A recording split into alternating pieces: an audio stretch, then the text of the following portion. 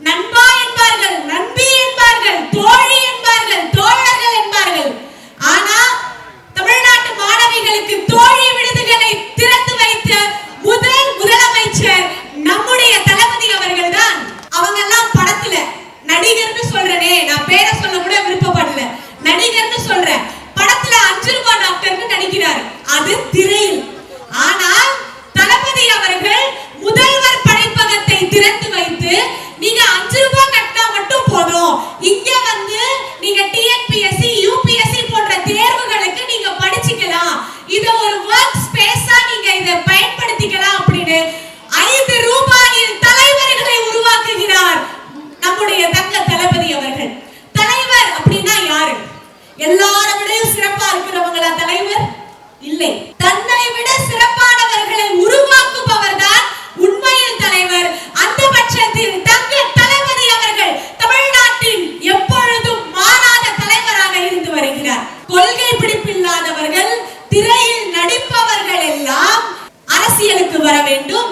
ஆசைப்படுவது தப்பில்லை, மனிதனா பிறந்துட்டாங்க, ஆசைப்பட்டுக்கோங்க. அது எப்படி 2 வருடத்தில் நான் முதலமைச்சராக உட்காருவேன் என்ற ரம்ஜான்னா தொப்பி போட்டு வந்துடுறீங்க. நெக்ஸ்ட் கிறிஸ்மஸ் வரும், ஒருவேளை கிறிஸ்மஸ் தாத்தா வேஷம் போட்டுப்பாங்களா என்னன்னு எனக்கு ஒண்ணுமே புரியல. கொள்கை பிடிப்பு இல்லாதவர்கள் அவர் சொல்றாரு, எங்களோட கொள்கை தலைவர் பெரியார் அப்படின்னு சொல்றாரு. பெரியார் அப்படின்னு சொல்றீங்களே, ஆனா பெரியார் மேல வைக்கப்பட்ட விமர்சனத்தை எல்லாம் நீங்க விட்டுட்டு இப்போ ஒரு மாநாடு வச்சாரு இல்லையா, 3 மேடை தான் ஏறி இருக்காரு. அதுல 3வது மேடையில ஏறும் போது கூட அவரு பெரியார் மேல் வைக்கப்பட்ட விமர்சனங்களை பற்றி பேசவே இல்லை. அவரு சொன்னதெல்லாம் திமுகவை உடைக்கணும், திமுகவை அழிக்கணும். சாதிக்கண்ணன் தான் அழகா சொன்னாரு, இங்க உடைச்சாதான் அங்க போய் ஆள் சேருவான், தானா வந்து உங்ககிட்ட சேர்றதுக்கு யாரும் ஆள் இல்ல, ஏதாவது ஒரு கட்சியில இருந்து தள்ளிவிட்டவர்கள் தான் உங்கள் கட்சியில் வந்து சேர்வார்கள் என்று அண்ணன் சொன்னார். கொள்கை பிடிப்பு ஏன் இல்லைன்னு சொல்றேன்னா, கொள்கை பரப்பு செயலாளர்களாக திராவிட முன்னேற்ற கழகத்தில் வரலாறு தெரிந்தவர்கள், படித்தவர்கள் இருக்கிறார்கள். ஆனா தாவேக்கல யார் தெரியுமா கொள்கை பரப்பு செயலாளர்? டிக்டாக் பண்ணிட்டு இருந்தவங்கன்னா கொள்கை பரப்பு செயலாளர். அதெல்லாம் சொல்றேன், அது கொள்கை பிடிப்பில்லாத கட்சியாக வலம் வருகிறது. நடிகர்கள் பலர் கட்சிகளை உருவாக்கலாம், நம்ம பார்க்காததா? எத்தனை நடிகர் கட்சியை உருவாக்குனாங்க, அந்த கட்சி எல்லாம் மறைந்து போனது. எதிராக திராவிட முன்னேற்றம் மட்டும் நிலைத்திருக்கிறது. திராவிட முன்னேற்ற கழகத்தின் தலைவர்களும் நிலைத்திருக்கிறார்கள். இதை நம்ம எல்லாரும் தெளிவா புரிஞ்சுக்கணும். அரசியல் களத்தை திரையுலகமாக நினைச்சிட்டாரு. கேமரா ரோல் ஆக்ஷன் அப்படின்னு ஸ்கிரிப்ட் பேப்பர் எல்லாம் எடுத்து படிக்கிறார். இந்த 3வது மாநாட்டுல அந்த ஸ்கிரிப்ட் பேப்பரையும் மறந்துட்டாரு, முழிக்கிறார். யாராவது திருப்பி நம்ம ஏதாவது பாயிண்ட் எடுத்து கொடுத்துருவாங்களா அப்படின்னு முழிக்கிறார். ஏன்னா பேசாத கண்டென்ட் இல்ல. திராவிட முன்னேற்ற கழகம் பல பொதுக்கூட்டங்களை நடத்தி வருகிறது. என் போன்ற இளம் பேச்சாளர்கள் பேசுகிறார்கள். எல்லாரும் புது புது விஷயமா சொல்லிக்கிட்டு வரோம். ஏனென்றால் 1920களில் தொடர்ந்து இந்த நொடி வரை திராவிட முன்னேற்ற கழகம் செய்திருக்கும் சாதனைகள் பெரிது. அதை பேசுவதற்கு எங்கள் நேரம் தான் போதாது. உங்ககிட்ட பேச கண்டென்ட் இல்ல, அதனால நீங்க ஸ்கிரிப்ட் பேப்பரை மறந்து முழிக்கதான் செய்வீங்க. வரலாறு தெரியாமல் அவர்கள் பேசுகிறார்கள். வரலாறு தெரியாம ஒரு விஷயத்தை பத்தி அவர் பேசினார். மும்மொழி கொள்கை பிரச்சனை போயிட்டு இருக்கு இல்லையா, இந்த மும்மொழி கொள்கை வந்து புதிய பிரச்சனை அப்படின்னு அந்த நடிகர் சொல்றாரு. மும்மொழி கொள்கை புதிய பிரச்சனையா? ராஜாஜியின் நீட்சியாக தான் நான் இன்று பேசியிருக்கும் தர்மேந்திர பிரதான் அவர்களை பார்க்கிறேன். அவர் ராஜாஜியின் நீட்சிதான். நடிகர்கள் பலரும் நடிப்பு மட்டுமே நாடாளுவதற்கான தகுதி என்று நினைத்திருக்கிறார்கள். நடிப்பு மட்டுமே போதுமா நாடாளுவதற்கு? நடிப்பு ஒன்று பத்தாது, ஆசைப்படட்டும், அதை பத்தி நம்ம பேசவே தேவையில்ல.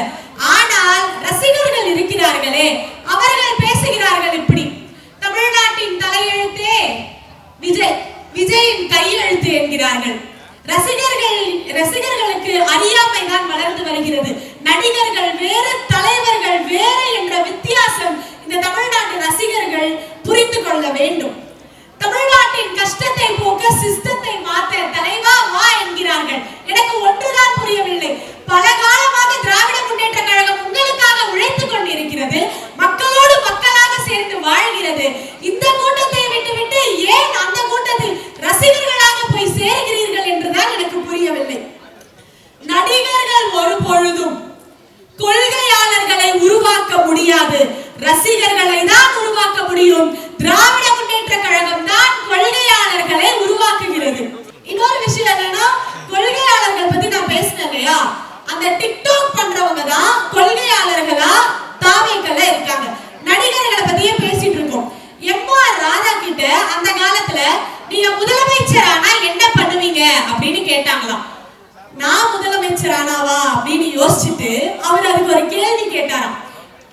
என்ன கேள்வி கேட்டார்னா, இந்த மாதிரி கேள்வி கேட்கிறவங்கள நான் தூக்குல போடுவேன் அப்படின்னு சொல்றாரா. நான் நடிக்கிறேன், நான் அதுக்கு காசு வாங்குறேன், நடிகர்கள் வேற தலைவர்கள் வேற, என்ன பார்த்து ரசிச்சுக்கோங்க, கை தட்டிக்கோங்க, படம் பாருங்க, ஆனா ஒரு பொழுதும் நடிகர்கள் தலைவர்கள் ஆகிவிட முடியாது என்று அன்று எம்.ஆர். ராதா அவர்கள் கூறினார். அவர் சொல்லி அரை நூற்றாண்டுகளுக்கு மேல் ஆகிவிட்டது. ஆனால் இந்த தமிழ்நாட்டின் நிலையை யோசித்து பாருங்களேன். நான் அதுதான் சொல்றேன், ஆசைப்படுறவங்க மேல நம்ம தப்பே சொல்ல முடியாது. ரசிகர்கள் உங்களுக்கு அறியாமல் தான் கூடிக்கொண்டிருக்கிறது. அந்த அறியாமையின் பெயரில் தான் அவர்கள் அரசியல் செய்வார்கள் என்பதை நாம் தெளிவாக புரிந்து கொள்ள வேண்டும் தோழமைகளே. இதெல்லாம் ஒரு பக்கம் இருக்கட்டும். மதிப்பிற்குரிய தர்மேந்திர பிரதான் அவர்கள் என்ன சொல்லியிருக்காருன்னா, நம்ம தமிழ்நாடு மும்மொழி கொள்கையை ஏற்காத வரை, NEP-யை ஏற்காத வரை தமிழ்நாட்டிற்கு 2100 கோடியான கல்விக்கான நிதியை நாங்கள் தரமாட்டோம் என்கிறார் தர்மேந்திர பிரதான் அவர்கள். நீங்க என்னைக்கு ஒழுங்கா நிதியை கொடுத்திருக்கீங்க? தர்மேந்திர பிரதான் அவர்கள் இன்னொரு வார்த்தையும் சொல்றாரு. நம்ம தமிழ்நாட்டு அமைச்சர்கள் எல்லாம் வச்சுக்கிட்டு அந்த அவையில சொல்றாரு, ஒரு அநாகரிகமான வார்த்தையை பயன்படுத்தி இவர்கள் அன்சிவிலைஸ்டு ஸ்டூடெண்ட்ஸ் அப்படிங்கிற வார்த்தையை பயன்படுத்துறாரு. எனக்கு என்ன கேள்வினா, அன்சிவிலைஸ்டு ஸ்டூடெண்ட்ஸ்னு சொல்றீங்கல, எதை வச்சு தமிழ்நாட்டு மாணவர்களை நீங்கள் அப்படி கூறுகிறீர்கள்? தமிழ்நாட்டுக்காரர்களை அப்படி கூறுகிறீர்கள்?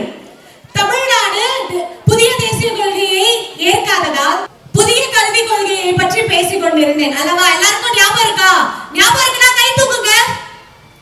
ஞாபகம் இருக்கா? புதிய கல்விக் கொள்கை ஏன் இங்க பேசுறேன்னா, நிறைய பெற்றோர்கள் இங்க உட்கார்ந்து இருக்கீங்க, நமக்கு தான் புரியணும், நம்ம மாணவர்களை பத்தி தான் அன்சிவிலைஸ்டு ஸ்டூடெண்ட்ஸ் அப்படின்னு மதிப்பிற்குரிய தர்மேந்திர பிரதான் அவர்கள் கூறியிருக்கிறார். தேசிய புதிய கல்விக் கொள்கையை ஏற்காதனால் தமிழ்நாட்டில் இருக்கிறவங்க எல்லாம் அன்சிவிலைஸ்டு ஸ்டூடெண்ட்ஸா? எப்படி நீங்க அது போன்ற வார்த்தைகளை கூறலாம்? சரி, புதிய கல்விக் கொள்கையை ஏற்ற மாநிலங்களின் நிலைமையை பற்றி நான் கூறுகிறேன். புதிய கல்விக் கொள்கை அதாவது ஹிந்தியை ஏத்துக்கிட்டாங்கப்பா. ஹிந்தியை ஏத்துக்கிட்ட மாநிலம்னா பீகார், சத்தீஸ்கர், ஜார்க்கண்ட், ராஜஸ்தான், மத்திய பிரதேஷ். இந்த 5 மாநிலமும் புதிய கல்விக் கொள்கையை ஏத்துக்கிட்டாங்க. ஏத்துக்கிட்டு அவங்க மாநிலத்துல புள்ளி விவரங்கள் படி இடைநிற்றல் அதிகமா இருக்கு. இடைநிற்றல் அப்படின்னா ஸ்கூல்ல இருந்து காலேஜுக்கு போறாங்க இல்லையா பசங்க, அவங்களோட எண்ணிக்கை அது போன்ற மாநிலத்தில், ஹிந்தியை ஏற்ற மாநிலத்தில் இடைநிற்றல் அதிகமாக இருக்கிறது. ஹிந்தியை ஏற்காத தமிழ்நாட்டில் GR ரேஷியோ என்பார்கள் ஆங்கிலத்தில். GER ரேஷியோ என்றால் பள்ளிக்கூடத்தில் இருந்து கல்லூரிக்கு செல்லும் மாணவர்களின் எண்ணிக்கையை கணக்கிடும். அந்த எண்ணிக்கை தமிழ்நாட்டில் அதிகரித்திருக்கிறது. அந்த மாநிலத்தெல்லாம் விட தமிழ்நாட்டில் 50% GR ரேஷியோ கூடியிருக்கு ஹிந்தியை ஏற்காமலே. எனக்கு ஒரே கேள்விதான், ஏங்க ஹிந்தியை நாங்க ஏற்கணும் அப்படின்னு இந்த கேள்வியை முன்வச்சா பாஜகல இருந்து ஒரு அம்மா பேசுறாங்க, பையா ஏக் பிளேட் பானிபூரி அப்படின்னு சொல்றதுக்கு ஹிந்தி தெரியணுமா? இதுக்கும் ஒரு படி மேல போயிட்டு, நீங்கெல்லாம் அப்பா அம்மாவை வாழ்ற காலத்திலே பாத்துக்கிறது இல்ல, கடைசி காலத்துல அவங்க செத்த பிறகு அவங்க அஸ்தியை கரைக்கிறதுக்கு காசிக்கு போவேணமா, அதுக்கு உங்களுக்கு ஹிந்தி தெரியணும்ன்றாங்க. இதெல்லாம் விட இன்னொரு விஷயம் என்ன சொன்னாங்கன்னா, இங்க தமிழ்நாட்டுல நிறைய மெஸ் இருக்கு இல்லையா, அந்த மெஸ்லலாம் ஹிந்திக்காரங்க தான் வேலை பார்க்கறாங்களாம். ஹிந்தியில போயிட்டு அவங்க கிட்ட பேசினா எக்ஸ்ட்ரா கெட்டி சட்டியும் சாம்பாரும் தராங்களாம். எனக்கு புரியவே இல்லை, ஹிந்தியை எதற்காக நாங்கள் ஏற்க வேண்டும் என்ற கேள்விக்கு பாஜக குழுவினர் இது போன்ற பதில்களை வைக்கிறார்கள். இதுக்கும் ஒரு படி மேல போயிட்டு என்ன தெரியுமா சொன்னாங்க, வட மாநிலங்களில் பெண்கள் சென்றால் அங்கு பாலியல் வன்கொடுமை ஏற்படுகிறது அந்த பெண்ணுக்கு என்றால் அவள் ஹிந்தியில் அவர்களை திட்ட வேணுமா? அவங்களே ஒத்துக்கிறாங்க. அப்போ வட மாநிலத்துல பெண்களுக்கு பாதுகாப்பு இல்ல அப்படிங்கறத அவங்களே ஒத்துக்கிறாங்க. இது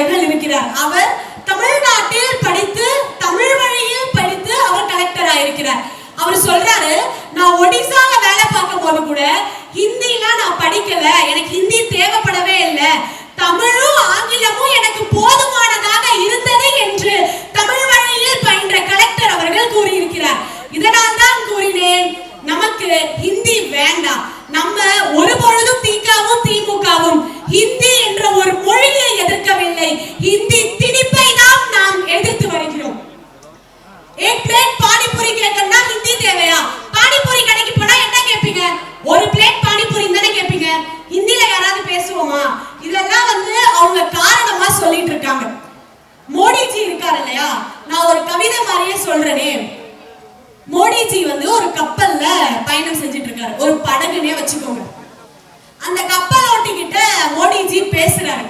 என்ன பேசுறாருன்னா, நம்ம எல்லா ஊருக்கும் போயிட்டு வந்துட்டோம்ல, எல்லா நாட்டுக்கும் போயிட்டு வந்துட்டோம்ல அப்படின்னு பேசுறாரு. உடனே அந்த கப்பல் ஓட்டி சொல்றா, ஆஞ்சி எல்லா நாட்டுக்கும் நம்ம போயிட்டு வந்தாச்சு ஜி அப்படின்னு சொல்றோம். உடனே மோடி அவர்கள் கேட்கிறார் அந்த கப்பல் ஓட்டியிடம், அதோ தூரமாக ஒரு நாடு தெரிகிறதே, அது எந்த நாடு என்று கப்பல் ஓட்டியிடம் மோடிஜி அவர்கள் கேட்கிறார். கப்பலோட்டி சிரித்துக் கொண்டே சொல்கிறார், அது வேற எந்த நாடும் இல்ல, உங்களை பிரதமராக்கி அழகு பார்த்த இந்திய நாடுதான். இந்திய நாட்டை சற்றும் பற்றி யோசிக்காமல் வேறு நாடுகளிடம் சென்று கை குலுக்குவதால் உமக்கு என்ன நல்லது ஏற்படுகிறது? இன்னொரு புள்ளி விவரம், 77 ஆண்டுகள் ஆகி இருக்கிறது நாம் சுதந்திரம் பெற்று.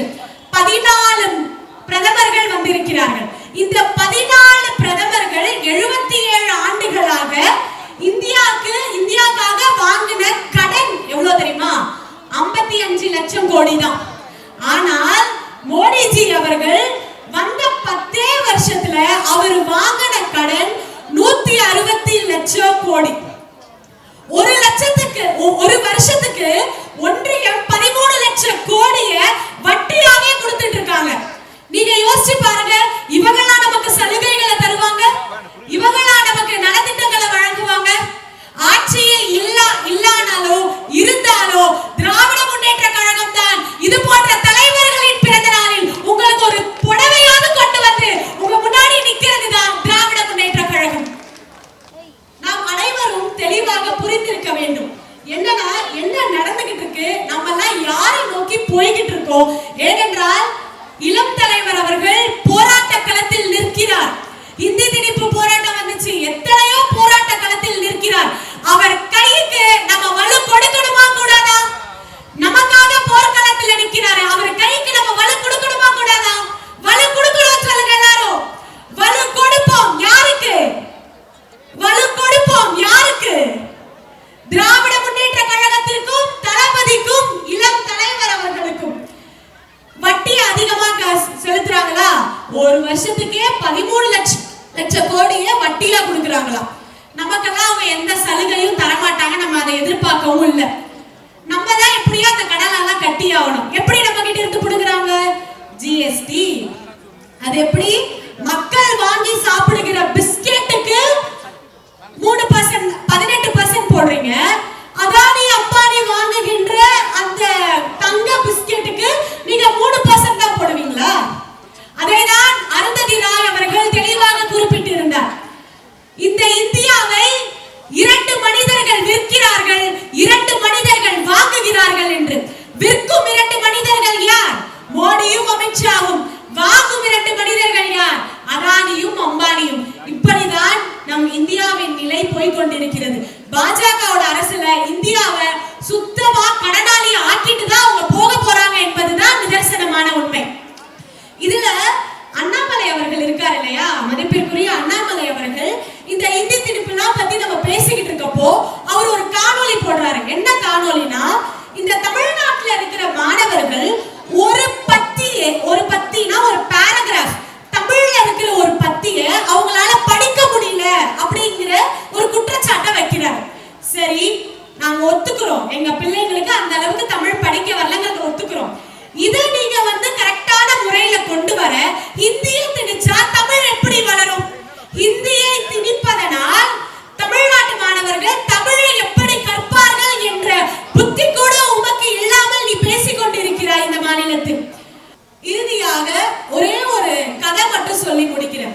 16 பெற்று பெருவாழ்வு வாழ்க என்பார்கள். அப்படி சொல்றதுக்கு எனக்கு வயசு பத்தாது. தளபதி அவர்களை வணங்கி இங்க இருக்கும் எல்லா மக்களோட கனவா எதிர்பார்ப்பையும் நான் உள்வாங்கி உங்களிலிருந்து ஒருத்தியா இந்த வாக்கை நான் சொல்றேன். தளபதியே, 234 பெற்று எங்கள் வாழ்வு நலம் பெற நீரே மீண்டும் ஆட்சி கட்டலில் அமருங்கள் என்று கூறி உங்களை விட்டால் யாராலும் பார்த்து கொள்ள முடியாது, மீண்டும் நீரே ஆட்சி கட்டலில் அமருங்கள் என்று கூறி எங்களுக்கு பயிற்சி பாசறை 2 நாள் வச்சாங்க. அந்த பயிற்சி பாசறையில அன்பு அண்ணன் திருச்சி என் சிவா அவர்கள்